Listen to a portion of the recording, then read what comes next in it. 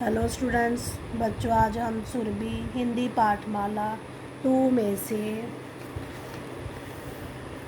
पाठ नंबर 4 गुरु नानक देव जी ये पाठ पढ़ेंगे। पहले हमने यहाँ तक कर लिया है। आज हम इसका नेक्स्ट पेज पढ़ेंगे जो रह गया था, पेज नंबर 30। इसकी रीडिंग स्टार्ट करेंगे।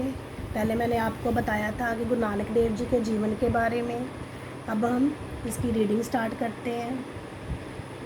परंतु पंडित और मौलवी बालक नानक को प्रभावित नहीं कर सके। पहले उन्होंने बताया था कि गुरु नानक देव जी को पढ़ाने के लिए पंडित और मौलवी आए थे, लेकिन वो भी उनको पढ़ा नहीं सके, वो भी उनको प्रभावित नहीं कर सके। एक बार मेहता जी ने कुछ रुपए देकर नानक को व्यापार करने भेजा। नानक ने वह धन भूखे लोगों को भोजन खिलाने में खर्च कर दिया। उनके पिता को बहुत दुख हुआ। जब वह नाराज हुए तो नानक ने भोलेपन से उत्तर दिया, बापूजी, भूखे लोगों के लिए भोजन खरीदने पर मैंने धन खर्च किया है। इससे बढ़िया सौदा और क्या हो सकता है। बालक नानक की बात सुनकर मेहता जी चुप हो गए। कि गुरु नानक देव जी के पिता ने मेहता जी ने उनको 20 रुपये दे के सच्चा सौदा करने के लिए भेजा था, लेकिन वो 20 रुपये से उन्होंने भूखे साधुओं को भोजन खिला दिया। वो कहते कि इससे बढ़िया सौदा, सच्चा सौदा और क्या हो सकता है। बेटे का मन घर गृहस्थी में लगने के लिए मेहता जी ने नानक का विवाह कर दिया। समय के साथ उनकी संतानें भी हुई, परंतु नानक साधारण लोगों वाली दुनियादारी नहीं सीख सके।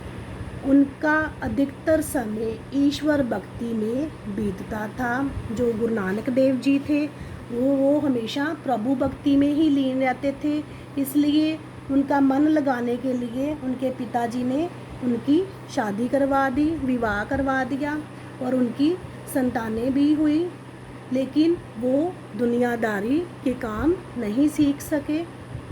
अंत वे गुरु भक्ति का प्रचार करने के लिए निकल पड़े।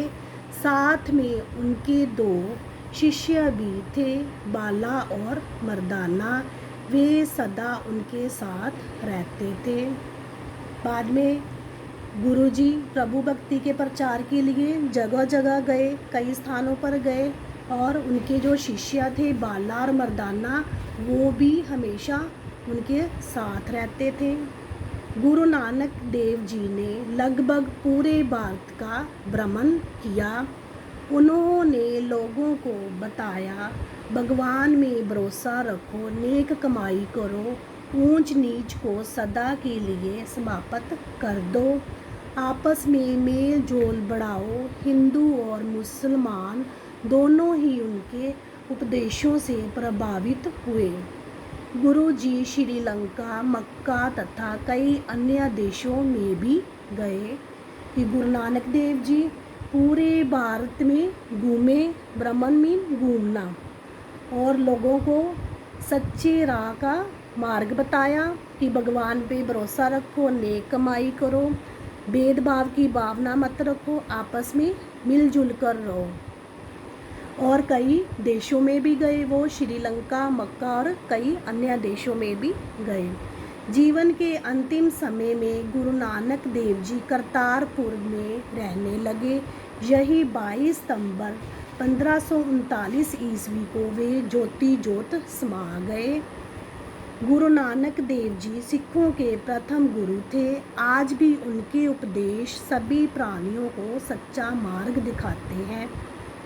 गुरु जी जो गुरु नानक देव जी थे वो अंतिम समय करतारपुर में चले गए, वहाँ ही उनका अंतिम समय हुआ और वह 22 सितंबर 1539 को ज्योति ज्योत समा गए। वो गुरु नानक देव जी सिखों के प्रथम पहले गुरु थे और जो उनके उपदेश हैं वो सभी को सच्चा मार्ग दिखाते हैं। बच्चों आपने इसकी रीडिंग करनी है और नीचे ये सारे शब्दार्थ दिए हुए हैं, इधर भी और इधर भी, ये आपने पढ़ना है और कॉपी पे भी शब्दार्थ लिखने हैं। Okay, thanks.